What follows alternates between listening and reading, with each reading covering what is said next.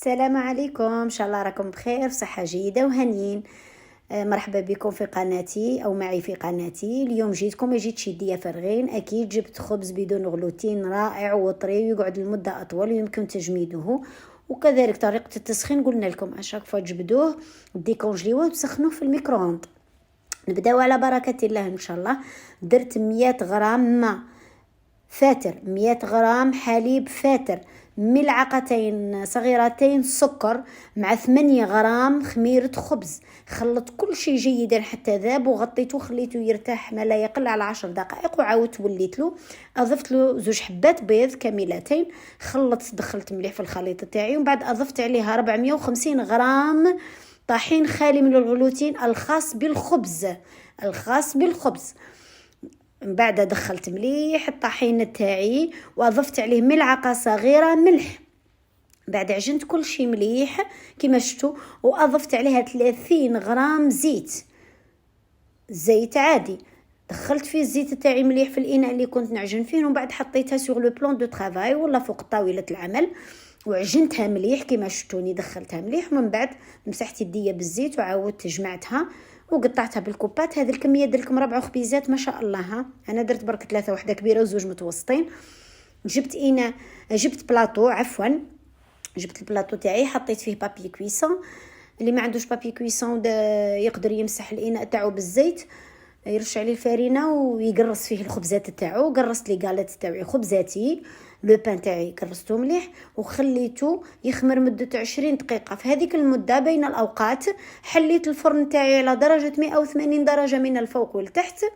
بعد ما خمروا الخبزات تاعي جبتهم، جبت اصفر البيض، اضفت عليه ملعقه صغيره زيت، ملعقه قهوه، وملعقتين صغيرتين حليب.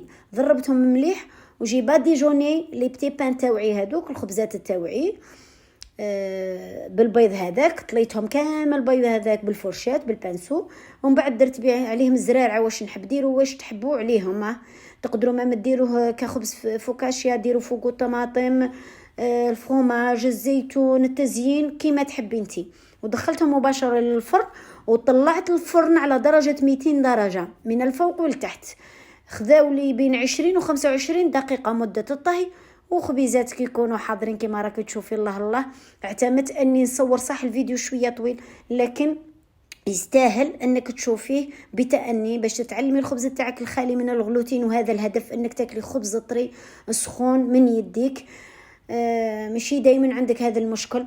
الخبز هذا تديه معك في نزهه، تعطي لوليدك ولا بنتك للقوتي، للزوج تاعك للعمل تاعو مع الاكل تاعو، ديريه ساندويتشات، تشربي به قهوه. الله خبز رائع. ننتظر منكم تطبيقاتكم ونجاح الوصفه. فقط ما تملوش، الاراده ثم الاراده.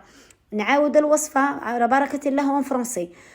100 غرام دو لي تياد، 100 غرام دو تياد، 8 غرام de levure boulangère, 2 petites cuillères à café de sucre. On mélange le tout et on laisse reposer pendant 10 minutes.